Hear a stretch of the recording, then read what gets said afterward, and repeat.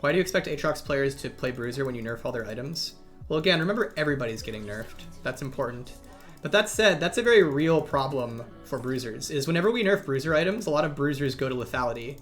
And then sometimes we're like, surprise Pikachu face, why are you going lethality? And it's like, well, if Bruiser items are non-functional, Bruisers will be forced to build lethality because it'll be the only way for them to function. And so a very reasonable thing to worry about is, will Bruiser items give them enough power to be functional? And if the answer is no, we'll probably see that by seeing characters like AATROX move back to lethality.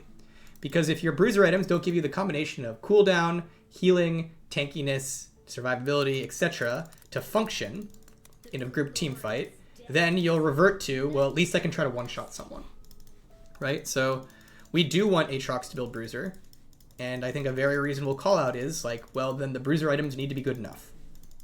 Whether or not they are, that's like an open question, right? Yeah, they're getting nerfed, but so is everything else. All the items are getting nerfed. Can you please add range to lethal tempo? I hope they don't add range to lethal tempo. Range made lethal tempo a very problematic rune, and it made characters like JINX unbalanceable. Sorry, unbalanceable is hyperbolic. It made characters like JINX have to be really bad because of pro play, because of what the range did to them. I generally feel like range on lethal tempo is just not something that was long-term good, and so I personally am really glad we removed it. Although I will admit my bias in that the two characters that lethal tempo broke the most by giving range was JINX and Zeri. So I definitely have somewhat of a bias there. But it's the problem with range when you give it on a rune like lethal tempo is any character who can use that range immediately becomes only really playable by pro players. Because pro players are the ones who tend to be able to abuse attack range in a way that average players can't. And so to have a rune that gives you range is power on that rune that it's significantly stronger for a very, very small section of the player base. So I'm generally glad we got rid of it personally. Why does MILIO give a W give bonus range? There's a big difference between a champion giving bonus range and an entire rune and a system that is taken on every character that can be taken on every character in the game in every game giving bonus range. That's a big difference. A champion, it's very easy to just cost that in terms of their power budget, being like, okay, MILIO gives range. Here's the other things he doesn't give. Here's the things he does because of that. When a rune gives range, it becomes a property of a champion, right? Like, JINX doesn't need to be balanced around MILIO giving her attack range because she's not with MILIO every game. JINX does need to be balanced around lethal tempo giving her an attack range in a way that like wouldn't really matter if MILIO's giving it to her. So yeah, just very, very big different balance needs for a game system that can be taken on everyone, especially given runes have no cost to take. An item giving range is not as dangerous as a rune giving range in a lot of cases because you can cost the item and you can make it a trade-off with other items. A rune giving range, however, there are no trade-offs to taking runes. You just take the best rune on your character every game and don't pay anything for it. And so whenever a rune is strong in a certain way, its strength becomes a property of all champions who take it. An example of another thing we had in the rune system that we needed to remove for good reason was when CONQUEROR gave true damage. And the reason that was a problem is because when CONQUEROR gave true damage, it became a property of every melee, bruiser, and skirmisher that they beat tanks. It was just a property of their class, is that you got this rune that for free gave you true damage. And so during that time, tanks felt terrible because they're like, what do I even do? These characters at no cost just get to beat me. And so that's kind of the idea there, is power in the rune system becomes a property of the characters who take it. And that means there's certain things that are very dangerous to give people in the rune system as a result. And I'd argue attack range is one of them. So personally, I think it's good that we ended up changing it. Something I liked about old Skarner is the build diversity. The new Skarner just a health builder and a stat checker. So anyway, it changed a bit. I think build diversity is something we could easily get on Skarner if we were to do the work for it. Because, agree, build diversity is a cool aspect where you could get it, and I think Skarner having it to some degree is totally fine. So, I agree with you, build diversity is cool.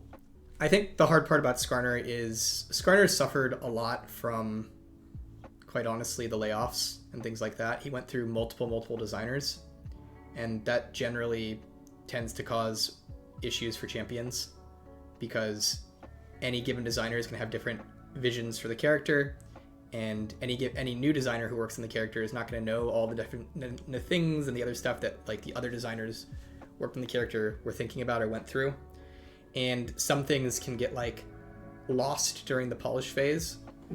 So like as an example, if we're talking about off builds, when I'm working on a character, the off builds often come in at the end when I've finished all the other stuff that I'm trying to do.